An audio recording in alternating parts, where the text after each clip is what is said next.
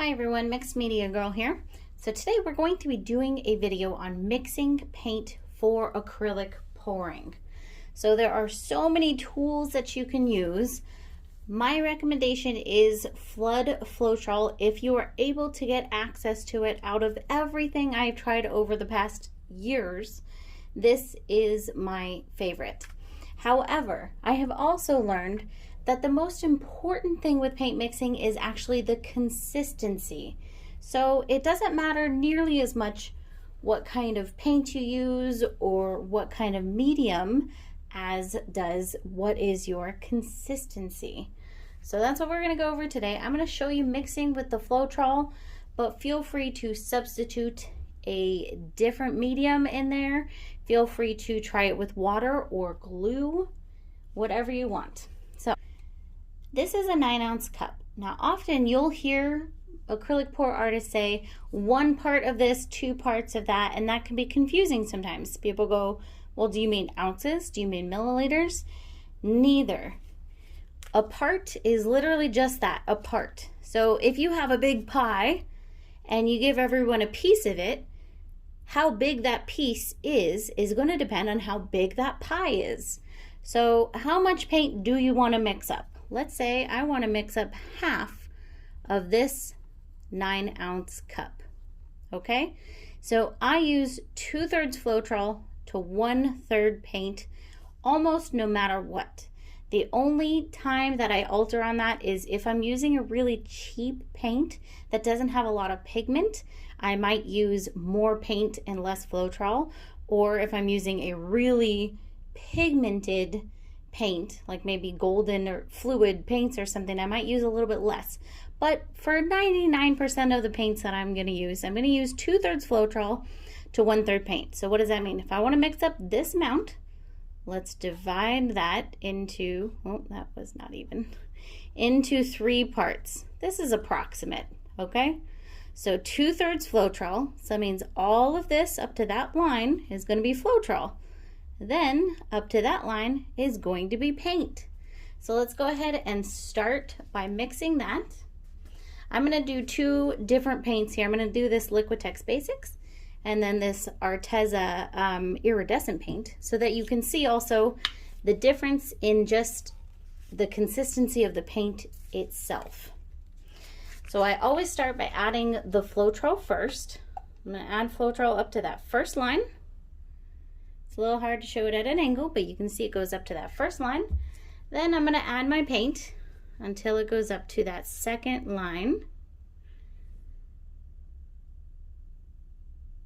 Okay, good. And then I'm going to stir these together thoroughly. That's the first thing. So I always put the Floetrol in first, then add the paint, then stir them together very thoroughly before doing anything else. Even if I'm going to add water or whatever else I'm doing, this is always the sequence that I do it in. Now you can see this is a pretty thick consistency. It runs off of my stick nicely, but still a little too thick for pouring. Okay, let's do the exact same thing with our Arteza. So if I want to mix up, say, I'm going to do maybe this amount. Okay, I'm going to divide that into thirds, and it does not have to be exact. So now 2/3 Floetrol, and then the rest paint. I do not normally make lines on my cup like this. This is just to help you guys. You can also, of course, use measuring cups. Okay, and then adding the paint to that line. Now I can already tell that that iridescent paint is a little bit thinner. So this is why I always do this first, because you never know, depending on the kind of paint you are using, do you even need to add water? You don't know. So here we go. See how that's actually flows a lot faster? Let me see if I can kind of do 2 at once.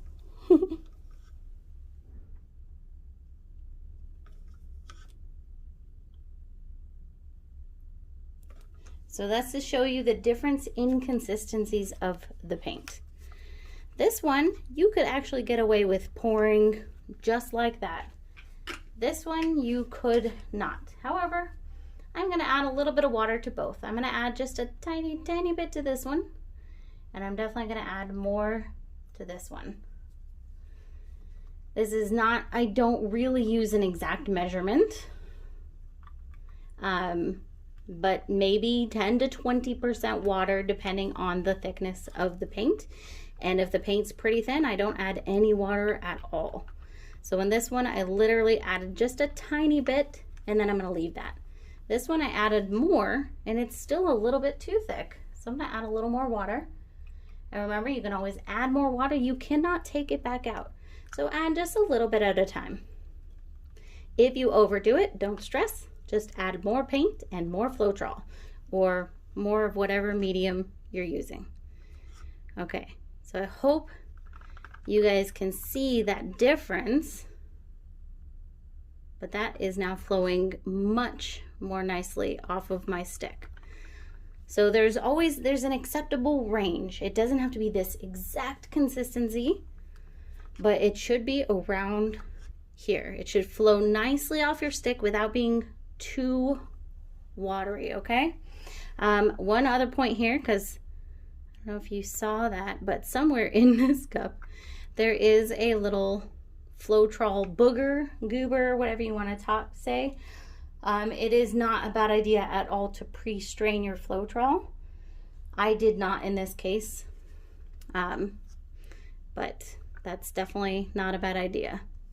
Okay, so at this point, I am going to go ahead and mix up the rest of my colors that I'm going to be using, and then we're going to come back and do a painting, and we're not going to use any other additives, but I want you guys to see how using the right consistency of paints can get you all of these beautiful reactions in your paintings, like cells and lacing, without adding anything like silicone or any other oils. You don't actually need those.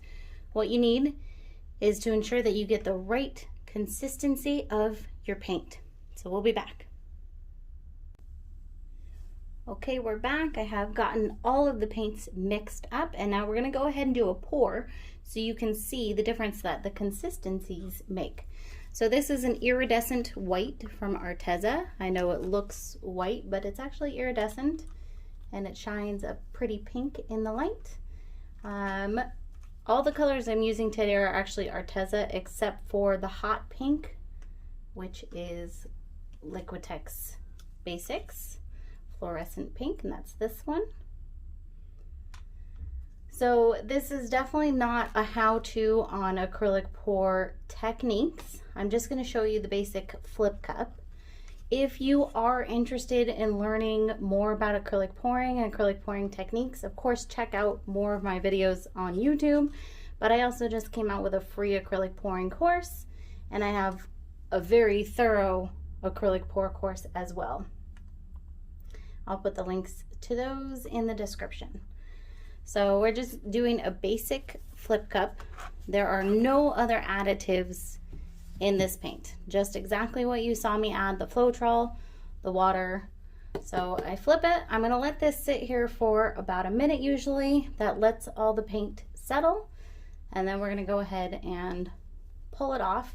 One more quick pro tip is to let your paint actually sit for a day. I like to pre-mix my paint the day before I'm going to use it, or even a week before. It doesn't have to be just a day. I store mine in bottles, and those can last for months, stored, sealed in a bottle.